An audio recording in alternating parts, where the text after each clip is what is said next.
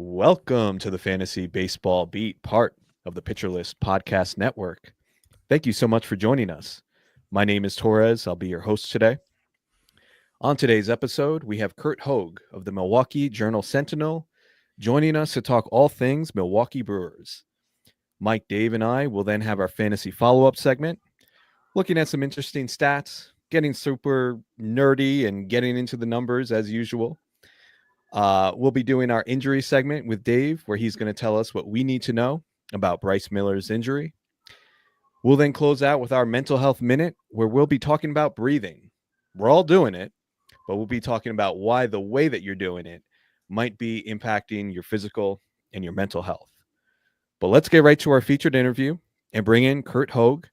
Curt is back on the show, I think, for the fourth time now. We always appreciate him for giving us so much time and giving us great information. Curt, welcome back. How are you? I'm good. Like I was saying while we were just chatting a little bit ago, I'm not dealing with rain in Pittsburgh right now, which is where the Brewers are. So two thumbs up for me. I got to do like yard work all day. So good stuff. I mean, over is that here. A lot better than being out in Pittsburgh, or no? Well, yes and no. Like I'm a homeowner and I'm getting older. So like I never liked any of this stuff. And now it's like at some point it just happened where I'm like, yeah, this is what I do. Yeah. But no, it's probably not actually that much better than watching NL Central baseball. Well, the yard work is oddly relaxing sometimes, though. From somebody who also is a homeowner and has a big yard, it is oddly relaxing when you have time. When you don't have time, it's a nightmare. Yeah, I mean, it's nice to get away from like work and life and all that stuff sometimes and just like do something in the backyard. That's why I bought a townhouse. I had no interest in doing any of that. But anyway, let's start with Jackson Chourio. He's, I think, the guy that most fantasy managers want to know about right now. He's been a bit of a disappointment for managers who spent an early round draft pick on him. I mean, he was going, end of March, he was going late first round. Mm-hmm. A lot of people were expecting him to take a step forward in his second year. Currently, though, he's hitting .237 with only a .672 OPS. And part of that is that the guy, he's just not walking, less than a 3% walk rate so far this season. He does have 7 home runs and 8 stolen bases, but I think, again, managers were expecting a lot more from him after that excellent second half that he had in 2024. So, Curt, what are your thoughts on Chourio's start? Yeah, I mean, I probably would have advised, and this kind of goes into the answer as a whole. I probably would have advised against first round pick for a guy who's 21 years old, and he had 4 great months, but that's all that that's it that he's shown you in the big leagues. And he's still really young. So a guy that at this age is going to go through something like this. It's been a rough, month plus now where you said it. He's not walking, and that has been at the foundation of the demise. Is the league figures things out fast, and they have figured out a way to pitch him. It might not be the way to pitch him forever, but it's the way to pitch him right now, and it's up to him to make that adjustment. I think he makes, whether it's like that full adjustment or something else, and he'll unlock the potential to some degree over the final 4 months. We saw it last year. There's just too much athleticism and talent in Chourio's game for it to look like this all year. I think maybe I'll end up being wrong about that, but everyone good? I think so. Sorry, I thought I muted myself and I was closing the window. I apologize, guys. I'm so sorry. Loud noise. I'm just glad it wasn't my 3-year-old upstairs. So no, that's good. I'm glad the rotten children are outside playing. How dare they? Kids these days, I'll tell you. Right. Speaking of kids, Jackson Chourio, he'll be fine. I think he'll be fine. But yeah, it's been underwhelming for sure. As soon as you start to see the at-bats getting better and the pitch selection getting better, it's all going to look better for him. Well, Curt, you're not even, I think you did say that you play some fantasy, but I mean, it's interesting your comment about like, should this guy have been a first rounder based on, he's 21 years old, right? And really doesn't have that big of a track record. let me just throw this to Mike and Dave really quick. Like, were you in on Churio, and were you out on him at all because of that reason? Because you just didn't see enough of a track record there to invest such a high draft pick? I was out because of the price. Yeah. And part of it was I kind of like to see players do it for more than half a season, which is what he did. I like to see that consistency first. Maybe I'm just too risk averse, but I like to see it and then I'll pay the price. And I just felt this year the price was too much going in.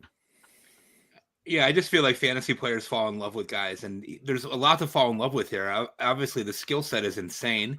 He put up an incredible 4 months, like Curt said. I think the bigger issue for me is that when you're that age, we talk about this in our group chat all the time. We were just talking about it with the Orioles yesterday. You end up in a situation where you got these young guys that come up and they're great, and then the league adjusts and they hammer you, and until you adjust back. And if you adjust back, then, it kind of goes back and forth with that game all over again. And to me, when people were kind of putting him up in the same breath with like Julio Rodriguez, I'm like, hold up a minute, let's wait a little bit here on this and see what happens. I have some shares of him, but that was early drafts for me. If he had that first or second round pick, that just wasn't going to fit with what I was trying to do. Yeah, it did seem a little bit aggressive when he was moving into the first round ahead of guys like Tatis. I'm like, I don't know about that. But anyway, let's get to Dave. You had a question for Curt. Yeah, my question is continuing with this theme of disappointments. Do you have any insight on the potential reasons behind Joey Ortiz's slow start?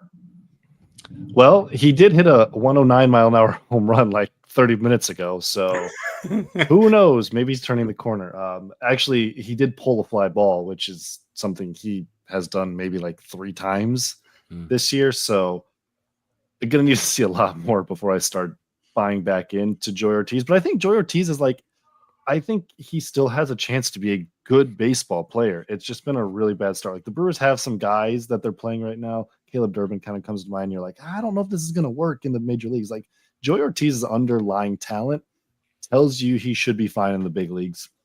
And there was a lot of people, I was one of them, that was high on Joey Ortiz coming into this year. And as far as the insight goes, I did talk to him like 3 days ago. And the thing he said repeatedly was like, I'm having trouble seeing the ball. I'm like, what do you mean? What do you mean by that? Like, you having trouble picking it up? Is the timing off? All the, and he was kind of just reiterating that he's just not seeing it out of the pitcher's hand. And that's a problem. That's not great. Not great at all. But also like I don't want to say reassuring, but maybe in Milwaukee we're brainwashed a little from Willie Adames. Remember in 2021 in Tampa Bay, he was like, I can't see the ball at the drop. And then he came to Milwaukee and was like, I can see the ball.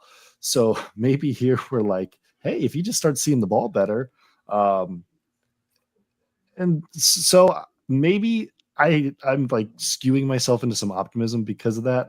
You pick up a few things there, and like all of his swings have been late. He's been late on everything. That's why he's pounding the ball right down into the ground. Like when he hits it hard, it's still late, so it goes straight down.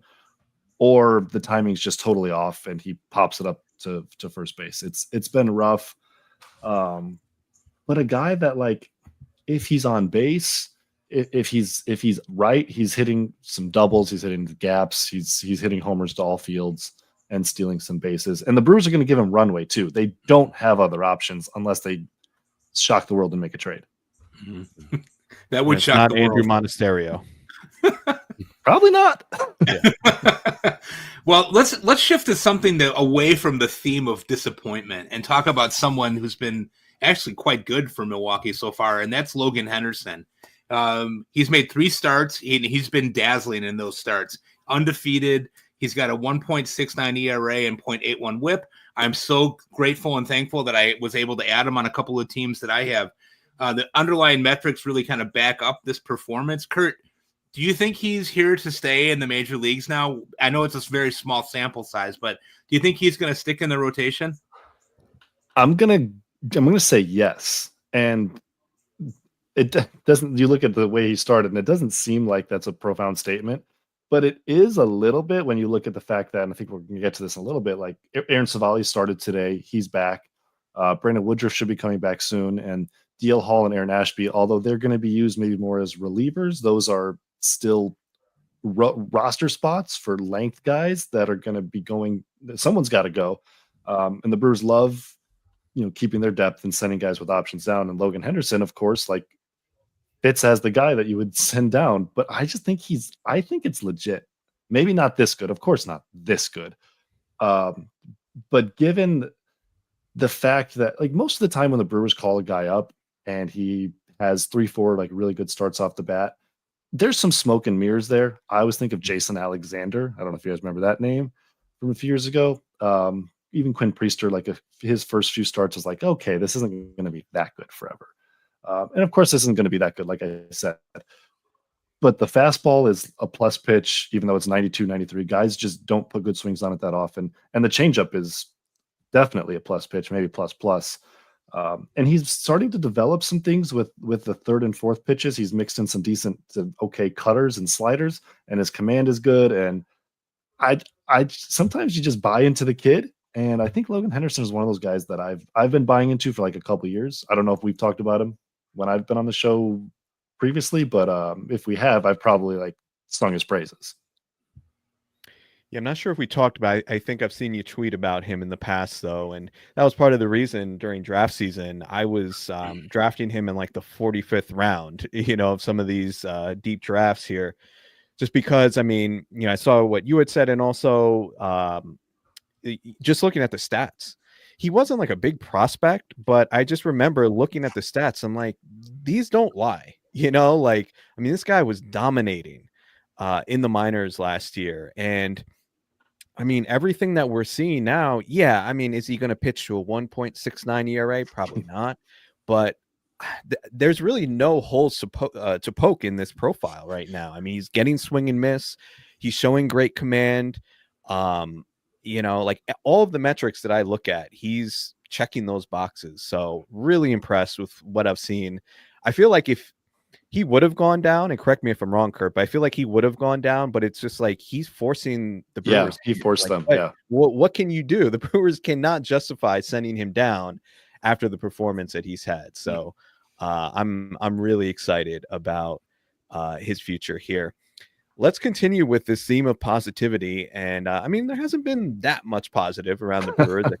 Not a ton. But Bryce Terang has certainly been a bright spot. And, just looking at his StatCast page, he's increased his bat speed over 2 miles per hour this year, which has coincided with a 14% increase in hard hit rate, which you really don't see that often, that big of a jump. He already has 4 home runs after he only hit 7 in all of 2024. So my question, Curt, is what the heck has gotten into him? Is this just a player that is maturing physically, or is there something that you're aware of that he may be doing specifically that's helping him to tap into more power? I think the answer, you said it. It feels like an underestimate, but Bryce Terang himself has said he just feels older and he's maturing physically, and he always knew some sort of power / damage would come, and that's what's happening. Bryce is a very simple baseball player. He keeps things as simple as anyone I've ever talked to on this team. His approach is the exact same. He's changed up a couple things in his stance, but not the sort of things that would lead to suddenly doing tons more damage. A colleague and I, or another writer and I, were watching batting practice the other day, and he's hitting 430-foot tanks in batting practice. And we're like, who is this guy? Mm-hmm. This is not the slap hitter who would try pulling fly balls and it would go 200 feet. the first 2 years that we saw him, and that's who he was. That's what kind of hitter he was. Shorten up, play pepper, and maybe get a ground ball through the left side. And there was a little bit of a down spell there for him for a couple weeks where he stopped hitting the ball hard. But frankly, I think that was attributable to a sickness that he was dealing with. And the Brewers were like, yeah, he was like 16, 17 days. And oh yeah, now I'm finally getting over it. So maybe that was, Bryce Terang's not going to be a power hitter. He doesn't want to be, and probably shouldn't be, but yeah, he's crushing the ball a lot more. And it's kind of hard to fake that for 2 months, I feel like. Mm-hmm. Chris, do you remember a couple of years ago when we were talking about him and I told you about how I saw him play in Kane County, which was in our backyard when he was in the A-ball? And I told you the first thing that I noticed about him, obviously his name pedigree, we knew that, but was his hands. And he's got incredible hands defensively, but you watch that guy hit. And even when he was 19, you're like, this guy's going to make it. And he was hitting like 240 at the time. People were like, you're crazy. I'm like, nobody pays attention to that in the minor leagues. This guy's got the stuff. And so I told you that last year. I said, he's a good second base sleeper. And that was when we were in Arizona, when you were doing the whole like mouth taping and like drinking the onion broth and stuff like that. Mm-hmm. And so you weren't really taking me seriously, but I think, maybe you owe me an apology. I don't remember the conversation, so there's nothing to apologize for. I'm sorry. I was doing. You don't remember. Of course you don't. Yeah, I was doing ayahuasca with Aaron Rodgers. Like I was in a different mental state. So that's great. Oh my God, great response. I'll apologize a little for Bryce Trang's not listening to this probably, but if he is, I've done it on like our Journal Sentinel podcast too. I was pretty wrong about him as a hitter. I did not think it was ever going to look like this. Yeah. And he becomes, if he's even a 10 to 12, maybe even a 15 home run guy, I mean, then he becomes a fantasy stud, right? Because we can pretty much bank on the 30, 35 stolen bases from him. So if you combine that with even, modest power, he becomes really, really interesting for fantasy. But let's pass this over to Dave, and this is his wheelhouse: injuries. He loves to talk about injuries for some reason. Always talking about injuries, and two guys that interest me on the Brewers right now. Can you give us the latest on Brandon Woodruff and Garrett Mitchell? So Brandon Woodruff is challenging DL Hall's record last year for longest rehab stint. He completed the 30 days. It was supposed to be his last rehab outing, and then he hurt his ankle a little bit and went back on the shelf for another week. Just restarted another rehab stint last night. Went 3 or 4 innings for AAA. So I would guess, like, if all goes well, he's going to make 2, maybe 3 more rehab starts, which would put him at maybe mid-June, early June possibly. It's also worth noting that we're not getting the version of Brandon Woodruff that people saw. If you haven't been following how he's looked in his rehab or him, frankly, for the last 18 months, he's coming off a shoulder surgery, and the velo is not there.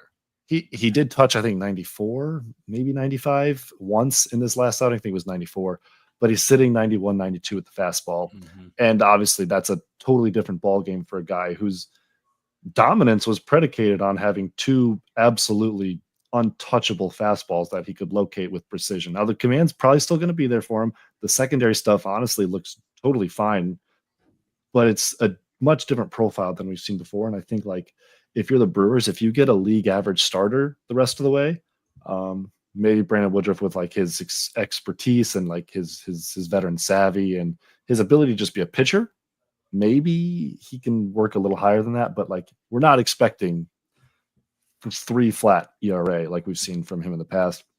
And then Garrett Mitchell, it's a slow return from an oblique. He hasn't gotten around to hitting yet. He's running, about to do some light throwing. So add in a rehab assignment. He's still got to swing a little bit before that.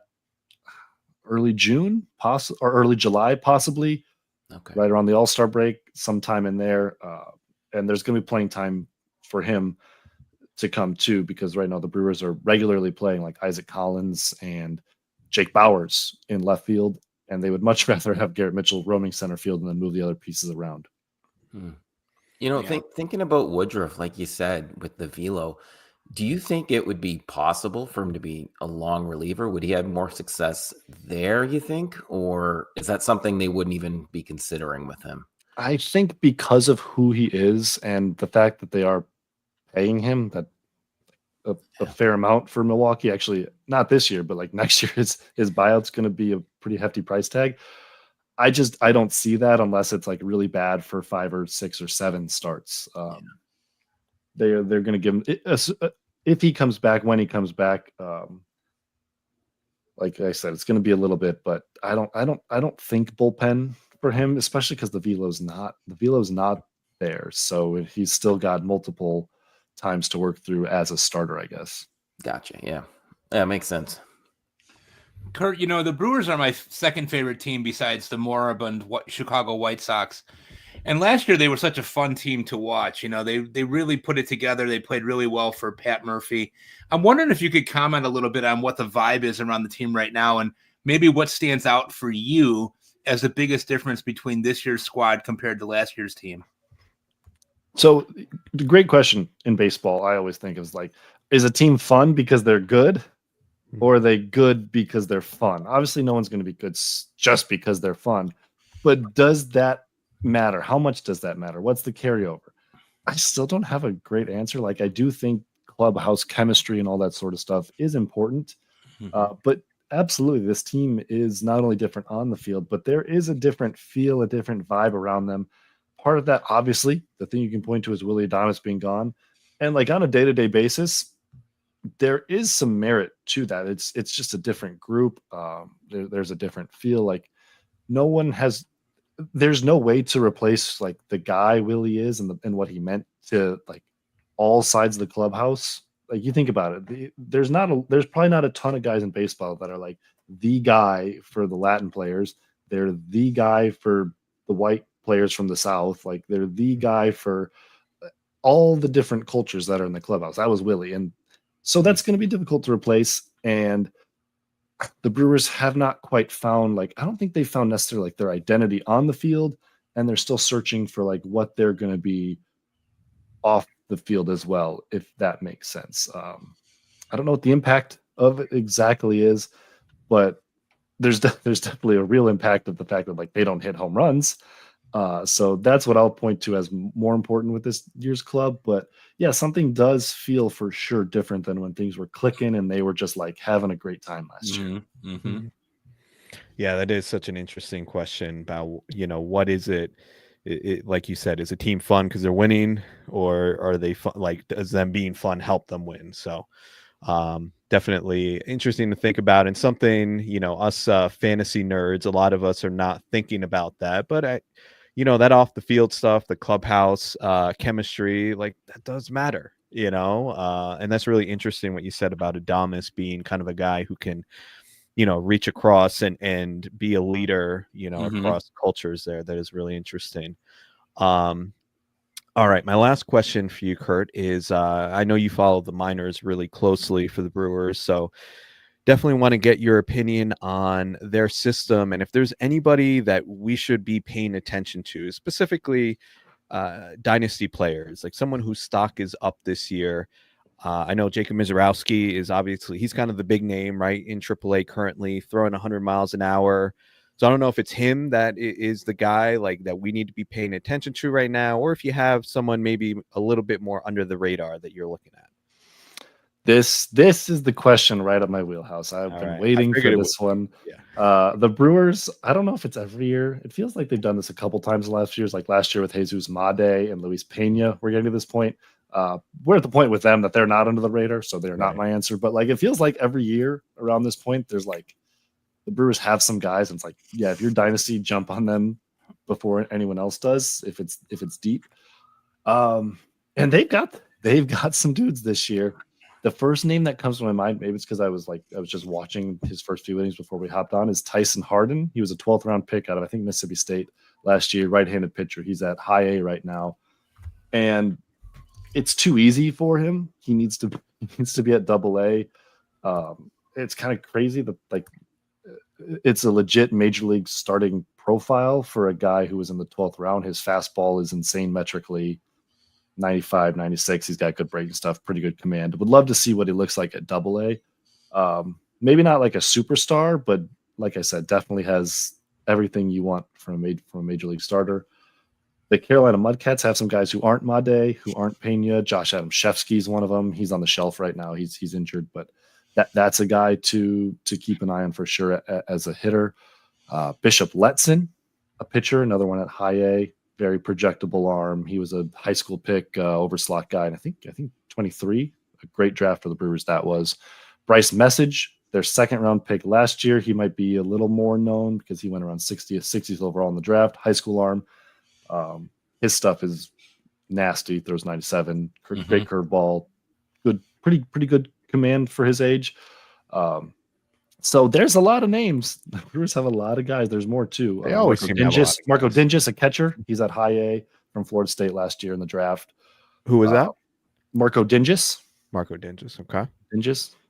I want to call him Marco Dingers. That's a nice, convenient. But it's nickname. more hit over power. So, but there's power in there. Okay. If he sticks at catcher, which the Brewers seem optimistic about, then he's going to be a big league catcher as well. So, yeah, they it's not like the best system in baseball by any stretch of the imagination, but it is really deep, and they keep finding these guys at the start of the year that, like, by the end of the year, you're wondering, how close they are to like a top 100. And a couple of these guys might be in that range, might not, but they're interesting dynasty ads for sure. Okay. Very good. Thank you for those. I have to ask you about Jacob Mizorowski. Do we see him in the majors this year? We better. Yeah. We better. In what role? Oh, starter. Okay. Which I can't believe I'm saying with like such confidence, but that's I'm surprised too. Starter. That's realistically where we are. The command is like he's walked 8 over his last 6 starts, I think. Touched 103 miles an hour in the 6th inning. That does not happen. And he's not walking guys. So I think the question isn't necessarily is we're going to see him this year, is why aren't we seeing him now? Because the dude is big. The dude is big league ready. We've talked the Brewers have some arms coming back, so it's a bit of a cluster in the rotation right now. But as far as stuff and command, he would be in my top 5 for the Brewers rotation right now if like you're trying to win games. Well, you can't bump Aaron Savali, right? Can't do it. No, cannot do it. $8 million man, $8 million man. Right. That's unfortunately those do not grow on trees in Milwaukee. Yes, and that's kind of what it seems to come down to for the Brewers and other clubs in kind of that small market range. So, but hopefully, I think things usually work themselves out with that. So hopefully we see Mizorowski sooner rather than later. But we're going to get you out of here, Curt, so you can go do some more yard work, even though it's, whatever, 8 o'clock at night, maybe you got more to do. But we appreciate you so much. If you could tell our listeners where they could find you on social media and where they could find your work. Yeah, I'm on Twitter, Twitter, at Curt Hogg with the Y, CYRT HOGG. I'm also on the Blue Sky app if that is your preferred method of social media. So either one works. And journalsentinel.com, or nope, that's not it. That's not, jsonline.com, the Journal Sentinel.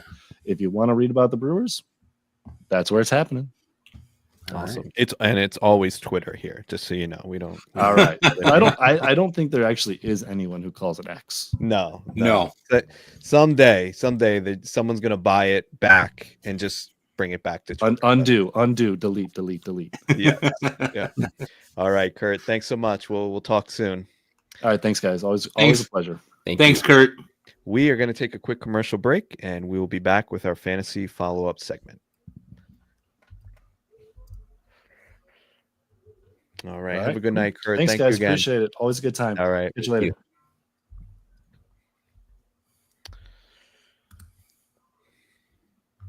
He's such a good dude. Yeah. He's awesome. All right. You got the time, Dave? Yeah, I'm good to go. Maybe we can edit like goddamn window squeaking. Sorry.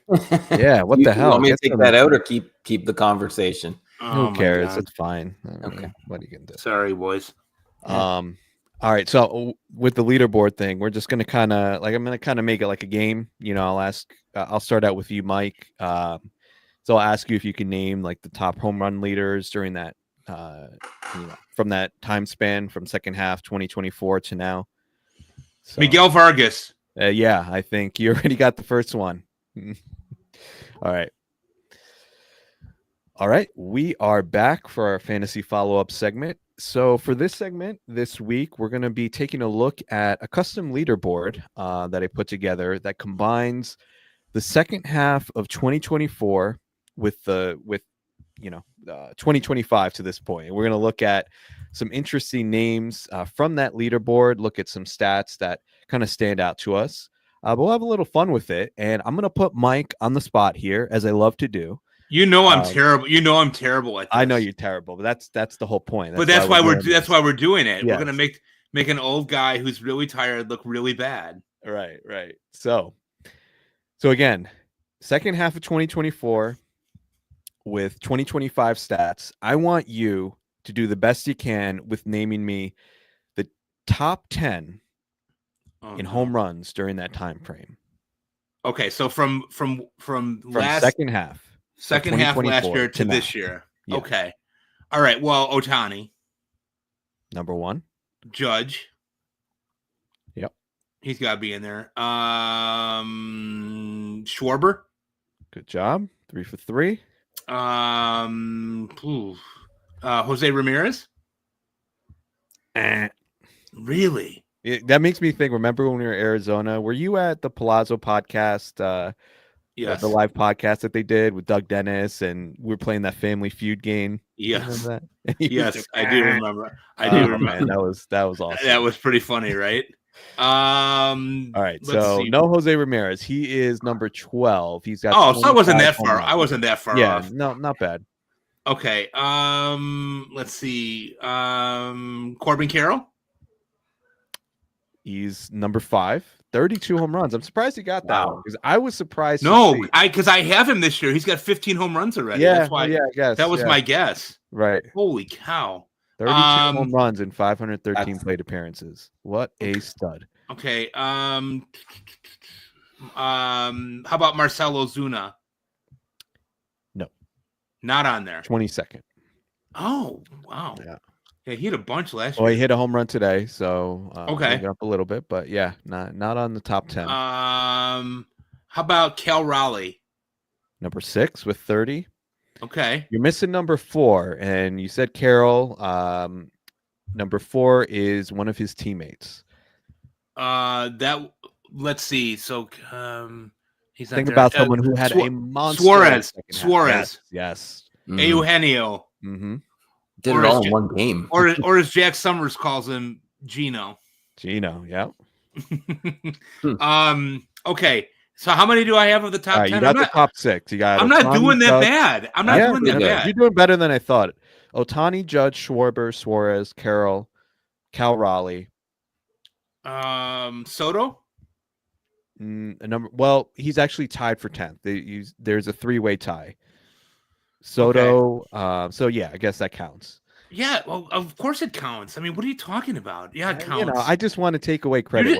Because you just want to strip what's left of my dignity. I get it. I get it. That's really part of the reason I do the podcast is to make sure. Okay.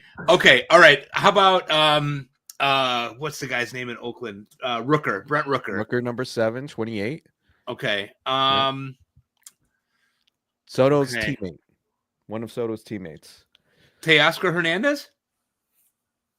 What? No. Teammate? Wait, what did I say? You said who? You said. Did you see the notification that Juan Soto signed with the Mets, not the Dodgers? I thought you said Ohtani's. I'm sorry. Oh no, I said Soto's teammate. No, sorry, dude. It's been a long day. All right. I'll give you a pass. Pete Alonso. Nope. It's not Pete Alonso? No. He's close, 18th. All right, I'll give you the last 3 here. Okay. We could be here a long time. Yeah, so we've got Lindor, 26. Olsen, 26, and Anthony Santander, even with the slow start. I just never have Santander, so I don't even know ever what he's doing. He's just he just basically doesn't exist for me. But he must have had a really good second half last year because he's got 44 home runs last year. Yeah, he had a ton last year. Yeah, and it's but not going too well in Toronto for him this year. But all right, nice job. I'm impressed. You got most. I sort of redeemed myself until next time. Until the next 10 minutes. Hey, come on now. Let's go to Dave. Let's go top 10 for stolen bases during that time frame. Oh God. Okay. Geez. Let's go with O'Neal Cruz. Number 6 with 33. starting at 6. Ohtani. Yep. Okay. That's insane, bro. That's 42 home runs and 47 stolen bases in the second half of last year. Most of it was in Miami that 1 week. That 1 week was like half of that, right? Yeah. He loves playing in Miami because he did he crushed there again this year. Yeah. Anyway, all right, you got Ohtani. Ellie? Number 2 is Ellie. close. He's at 37 stolen bases. He's number 3. There's okay. Witt, gotta be there. Witt is. Why am I not seeing Bobby Witt? Am I blind? Number 14 with 25 stolen bases. Okay. Who's that guy in Tampa? Caballero? Yeah. Yep. He's number 5. Okay. Oh God. So much easier, I thought, for home run. Okay. No.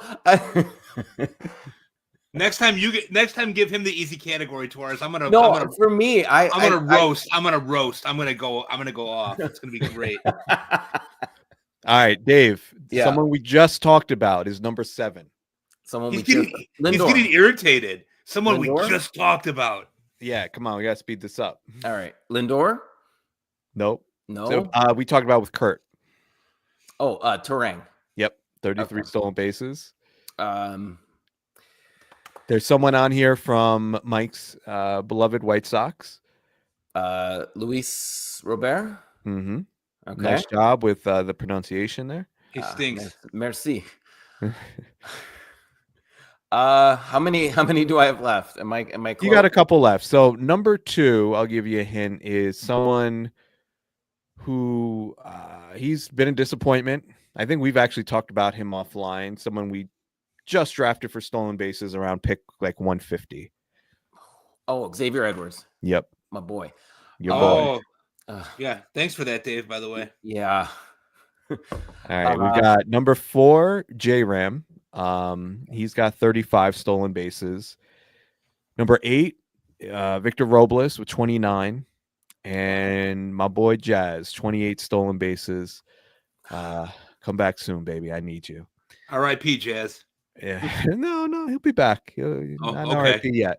Okay. So, but yeah, so I just thought it was interesting to take a look at, because often we're just looking at, what people have done this year, and just to kind of extend that sample out and get more information. I thought it would be fun to look at, adding the second half of 2024 here.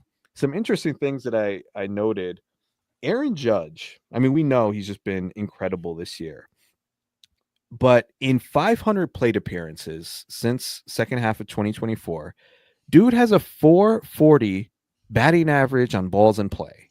That is just unreal. That's absurd. Is that? I don't know, man.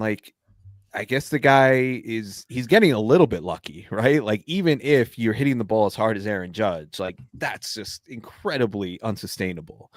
But it's 500 plate appearances. So I don't know. What do you guys take away from that, if anything? I mean, do you think that's just luck, or do you think there's just something like some players just have a skill that, they're gonna run a really high BABIP? Now 440 again, unsustainable, but what do you guys think? Yeah, it's crazy. I mean, I've looked at Judge quite a bit, just because it's so shocking. You see a lot of blood red pages on StatCast, but when you really look at what he's doing, it's remarkable. I mean, he's got the bat speed, he gets the sweet spot, he's got the hard hit stuff. He doesn't strike out much, and when you don't strike out a lot, and you make more contact, obviously better things can happen. He walks at a 14% rate. I mean, the guy is just a monster. There's really nothing that he can't do with the bat in his hands. And it's funny because you look at the size of him and you think, here's a guy that's 6'7" and 280 pounds. You should be able to get him out, right? You can't. There's just nothing that you can really do. I mean, his OBP is almost 500, guys. It's just absolutely insane. Yeah. I mean, it's really, obviously there's nothing you can do from a fantasy perspective. If you have him, congratulations. I don't think anybody's going to be trading him away or whatever. He's a marvel, and we're looking at someone who I think is just historic, that we're going to, generations after us will look back on and just be like, holy crap, like that dude was really special. Zach Neto. Let's talk about Zach Neto for a sec, because he stands out here. He missed the first month or so of the season, and he's really hit the ground running. And looking at his second half with this season so far, he's got 387 plate appearances, 19 home runs, and 24 stolen bases. I think he's flying, or, not so much anymore because he's just been so hot. But, I mean, this was someone who was really discounted during draft season because of the injury, and I thought that was fair. We didn't know how he would bounce back from the shoulder injury, but man, I mean, what we're seeing in these past 400 plate appearances, like, I think this guy is a certified fantasy stud at this point. Where does he go next year? I mean, let's say you were drafting, forget next year. Let's say you were doing one of these like second half drafts, or sometimes NFBC will do like a Memorial Day second chance league. Where'd you be taking Zach Neto at this point? Let's start with you, Mike. Yeah, I take him high. I liked him last year a lot too, and I know coming off of the injury, there was a lot of concern about how that was going to come back for him. He had 23 home runs last year and 30 stolen bases, 250 batting average, which is, that's usable. But this year, to your point, he's already almost at double-digit home runs and steals, 8 of each in 135 plate appearances. Crazy.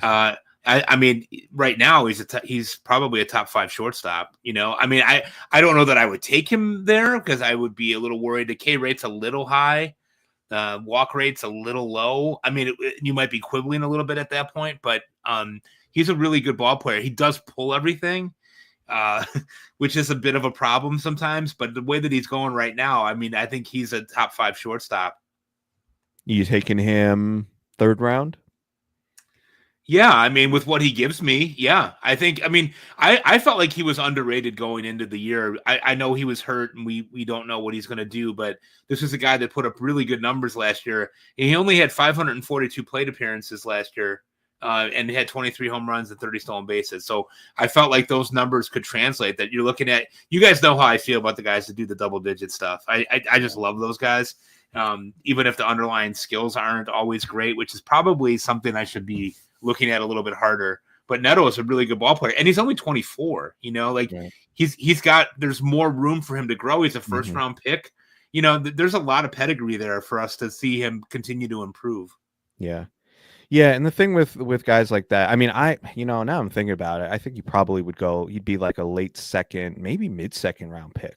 I mean, I think what he's showing is, people are getting that excited about him.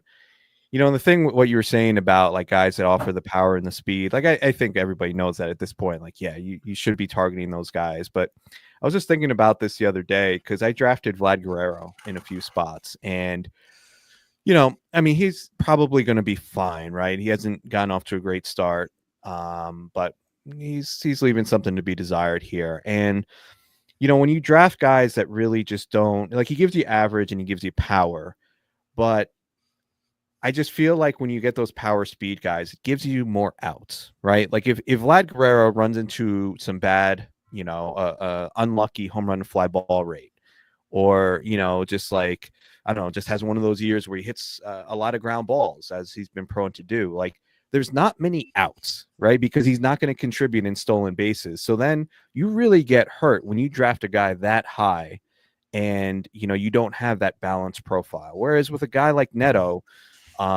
you have that floor, right? Like, he's at least, going to give you speed. And again, it's just like that idea of, like, in poker, you just want to give yourself as many outs as possible.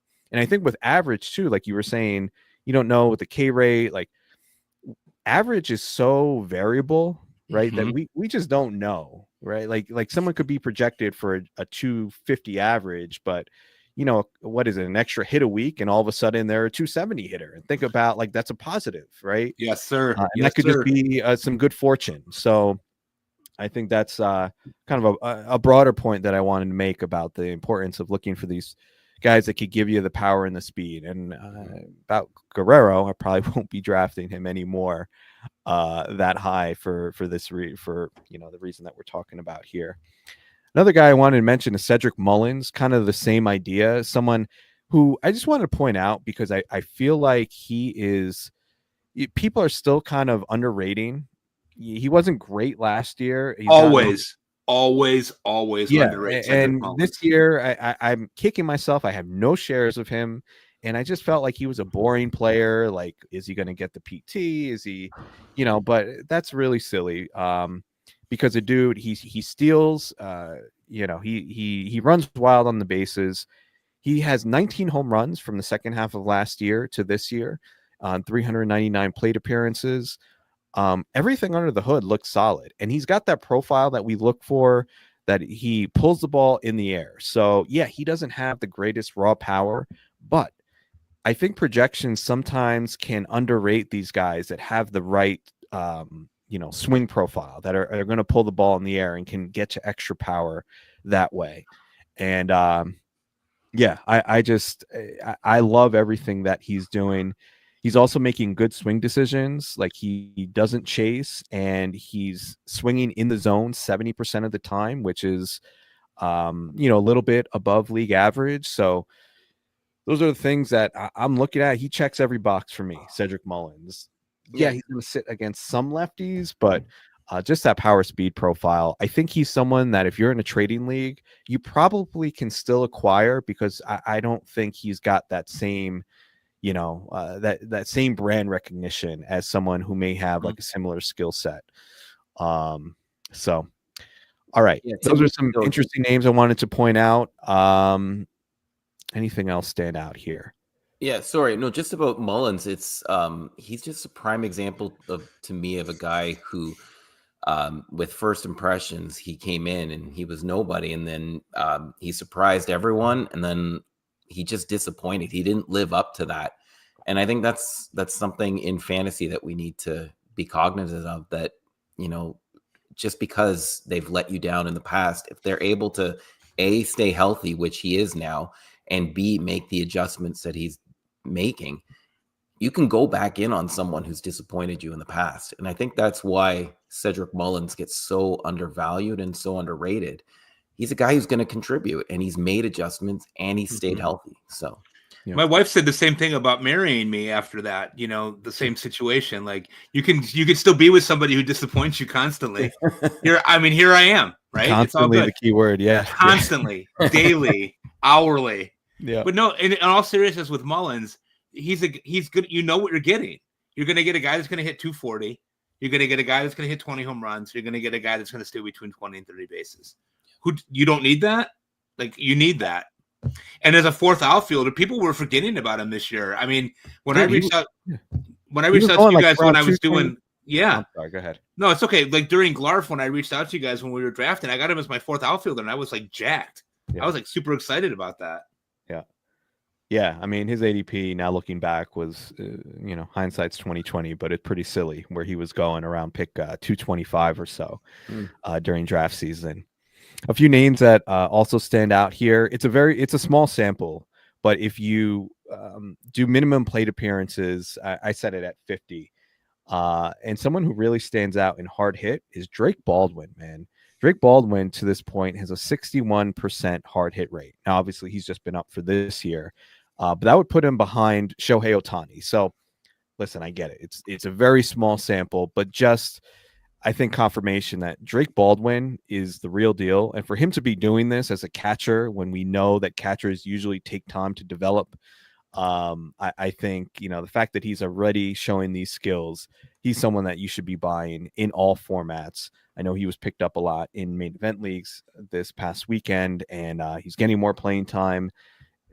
This is someone that I think, you should be aggressive with moving forward. Kyle Stowers is another guy that stands out looking at the hard hit leaders during this time frame. 357 plate appearances. He's got a 52% hard hit rate, barreling the ball up at 16% rate. So he's someone, now that he's gotten an opportunity in Miami, playing every day, even against lefties, I think we're seeing what he can do. This was just another example. I know we were talking about the Orioles and some of their missteps lately. That was a big one. That was a big one, trading him away. for was it Trevor Rogers, right? Trevor Rogers. That's Trevor not Rogers. looking great. No. But with Norby as well. It was that's right. They traded Norby and Stowers. Yeah. Oh wow. And they could have had Garrett Crochet. Yeah. That's there you have it. That's brutal. That's loser behavior. Mm-hmm. All right, let's see. Corbin Carroll, man, just want to circle back to him quickly and then we'll move on. But 32 home runs, 26 stolen bases. Now that we're seeing the power, really come, he's tapping into, I think actually more than what people expected from him, even coming up. And I think the speed will bounce back a little bit, but I mean, I think we could say that this is a 30-30 type player and someone that is going to be going pretty firmly in the top 5 of drafts in 2026. Mm-hmm. So we will leave it there. We're going to transition to our injury segment and be talking about Bryce Miller. So Dave, take it away. Yeah, this is a situation that really worries me despite today's good news. His injury history dates back to, he's had a really rough, not just few months, but almost about a half year now. He suffered a blister in the spring. His back locked up on him to the point in April where he couldn't even sit down between innings.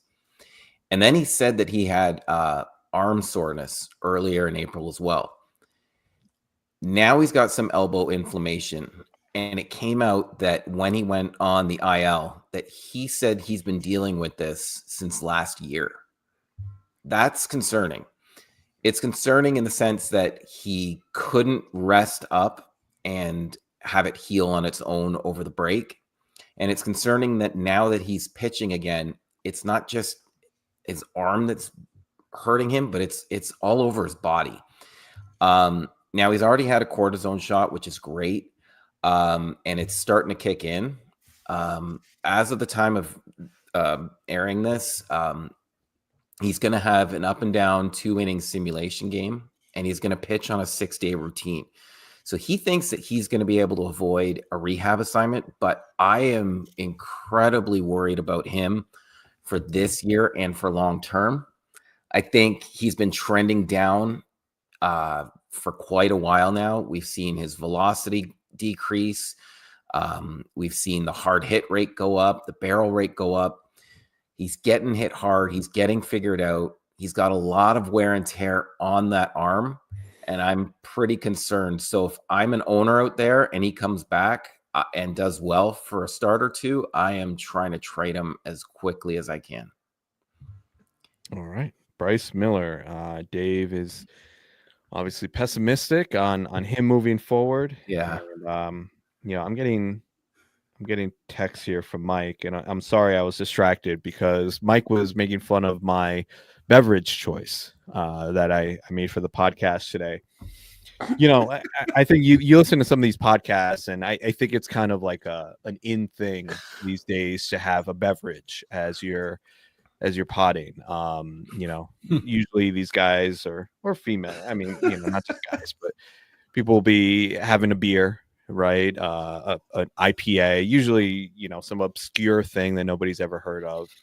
Or they'll make like a nice, as men, we're supposed to have like whiskey and hard liquor.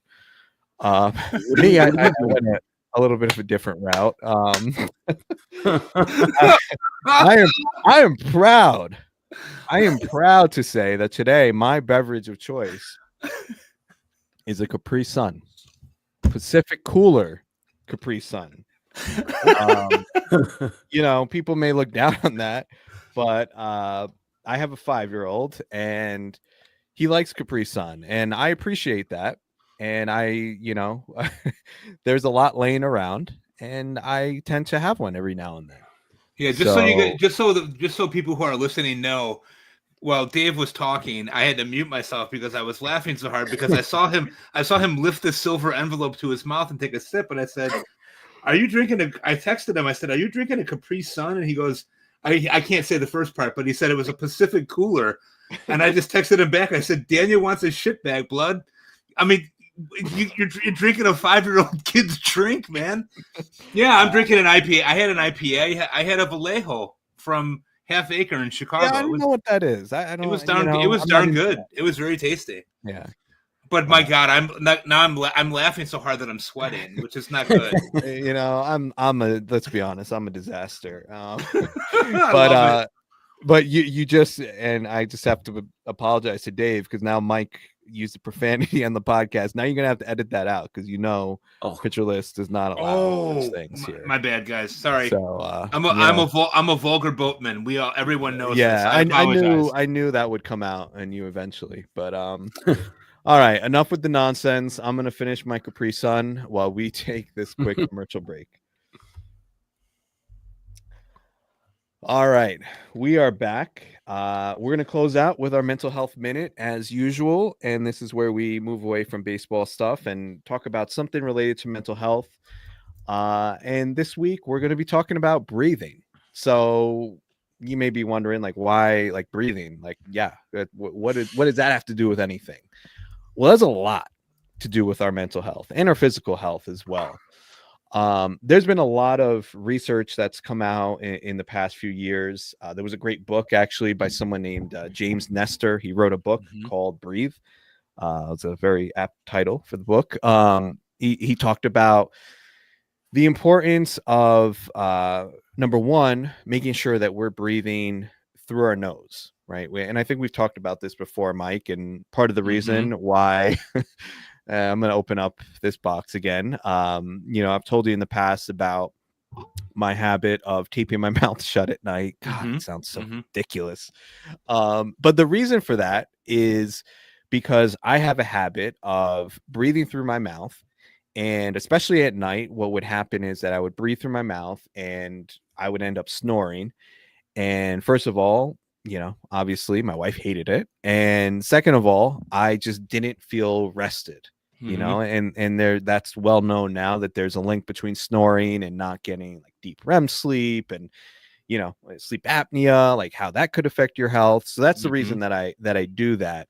And even during the day, I've really made it a point to be intentional about the way that I breathe, because again, like I often will end up breathing through my mouth or breathing in a very shallow way.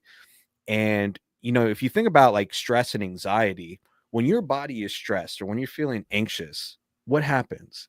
You tend to breathe in a more shallow way. You're breathing more in like the upper part of your chest.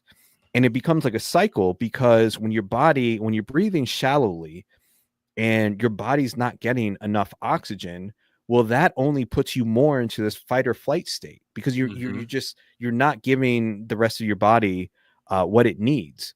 So I just wanted to bring that up as something that people should really think about, especially if they are feeling a lot of stress or if they're dealing with anxiety. Like that's something that I do with my clients. One of the first things we talk about, which I think kind of catches them off guard a little bit, is like, how do you breathe? Like what are you thinking about that? Because when we take time to really be intentional, do like deep breathing exercises, that activates our relaxation response in our body. The fancy word for that is our parasympathetic nervous system. And that's like our relaxation response, it's also called our rest and digest state, and many of us are just going through life in fight or flight in the sympathetic nervous system. And the way to counteract that, one of the quickest, most efficient ways to counteract that, is to breathe in a slow and intentional way. So any thoughts on that, guys? Do you have any, have you ever like done deep breathing exercises or really thought about this topic? I personally haven't, and I didn't even really consider it as something, but hearing you talk about it, it's something I'm going to actually try and do, because like I do have moments where I'm really stressed, whether I'm, here at home or at work. And it's something to consider, maybe that will help de-stress me, or maybe that'll help me relax or get through a situation that could be tough. Right. So I found this more of a learning experience than like a sharing. I don't have anything really to share about my breathing personally, but I'm definitely going to take it all in, what you're saying. Awesome. Yeah. I use it a lot. I mean, I think we talked a few weeks ago about how I use a stuffed Eeyore that's got a weighted butt blanket to help me with my stuff at night trying to sleep. And here you are making fun of me with the Capri Sun. All right. I know. Well, I was trying to just keep that personal, but you made it public. So sorry. And I threw myself under the bus with the Eeyore. But one of the things that I'm a big proponent of, and to be serious for a minute, I do a lot of breathing exercises in the middle of the night because I'll wake up a lot of times in the middle of the night and feel like panicked or feel anxious. And I really try to work on the 4 square breathing, which you know about, Chris, being a therapist, breathing in through the nose and out through the mouth. But where this really comes into practice, and this is what I wanted to share with you, is you guys know that I coach the freshman baseball team here in town. I'm the assistant coach. And whenever the pitchers get in trouble, the coach usually sends me out to talk to the pitchers. And the first thing that I will do when I get out there is I will take my hand and I'll put it on their heart to feel how hard their heart is beating. And usually it's pretty fast because they've not learned how to, like, okay, we're in trouble. How do we get out of this? I got to make better pitches, whatever it might be. And the first thing I will always tell them to do with my hand on their chest is to breathe through their nose deeply as they can, take it in and breathe it out 3 times. And I tell them I'm not leaving the pitcher's mound until I see you do that. And a lot of times they'll do those real short, like they're heaving breaths. I go, no, what we're doing is we're playing a game. We're either going to get this guy out or we're not. We're either going to win or we're going to lose. And there's nothing really in between that. So just go with yourself and do what you do, execute your pitches, and we'll see what happens. And it really is remarkable with 15-year-old boys to get them to start to see that idea that my brain, like you said it, Chris, our frontal lobe is full of the emotion center of our brain. So when we start to feel frustrated or when we start to feel anxious and we start to feel that shortness of breath coming on, whatever it might be, the breathing is proven scientifically to get blood flow back to the emotion center of our brain. Right. And so if you can teach that, you can teach yourself that. If you can teach other people that are in your care that, you're going to be way ahead of the game. And what I will end up doing at school a lot of times is before I even talk to a kid who's in trouble or a kid who might have caused some chaos within the building, the first thing I will do is lead them through a breathing exercise, one of a number of different ones. Chris, you know better than I do. You know the benefits of it, but like 4, 7, 8, yep, the bellows breath, the mindfulness, deep breathing. There's all these different techniques that you can research and use. And what I find is with our kids is that when I can get that emotion to come down, then we can actually talk. Then we can actually do some of the work that needs to be happening. But you got to be able to breathe first. And if you can't do that, then you're not going to be successful with that. So I've learned a lot of that in 30 years of special ed. I know you do it as a therapist and do it far more than I do, but I've learned in my own life to use those techniques. The problem that I have, I don't always remember to use them. Yeah. And that, sometimes when my emotions are running high, I might not be thinking clearly about what I need to do in that situation. You know what I mean? Because you're not getting the blood flow to your frontal lobe, which helps you make good decisions, right? That is absolutely correct. Yeah. So, but yeah, I love the way that you're using that. And yeah, it sounds like you're using that as a way to ground, whether it's your players or your students. Like you ground them in the present moment, and that allows them to then respond in a more effective way. Yeah, exactly. Like we're okay, right? Like I mean, this is not whatever happens here. If you don't get this guy out, it doesn't define who you are as a human being. It's just, like we're gonna be okay. And people forget that. We all tend to forget that. Right. And just to tie this back into baseball quickly, there was an article that I shared on our Twitter feed. By the way, follow us at Fantasy B Beat on Twitter about Brooks Lee, and this was in a Fangraphs article from Sunday Notes by David Lorilla, I believe is how you say his last name. But it was about Brooks Lee and how he underwent a septoplasty over the winter. And the article starts, Brooks Lee can breathe easier now, literally. It talks about his, him being able to relax now that he's established in the starting lineup. But it says that now he said before he couldn't breathe out of his left nostril. Getting more oxygen in my brain is a huge difference. I'm more calm in the box because I don't have to breathe as hard. My whole life, I'd have to breathe out of my mouth because I couldn't fully breathe out of my nose. Like, holy crap. Like you were Right. like at such a disadvantage, Brooks Lee, because you couldn't fully breathe. And I don't think it's a coincidence that now he's putting it together this year, now that he has the ability to actually breathe. So I think this applies to so many different things, right? Just the importance of it. So I encourage anybody listening to really just to think about that. And you know, whether it's, you know, do research on deep breathing exercises or the 4-7-8 breathing that Mike mentioned. And you know, also remember during times of stress, just to slow down. You know, it's a cliche, take a deep breath, but there's a reason that cliche has lasted, because there's actually a lot of utility to it. So hopefully this was helpful and gets you thinking, and hopefully you enjoyed this episode. But we're going to get out of here now. We'll be back next week, I think, with Gary Phillips of the Daily News to talk Yankees. So looking forward to that.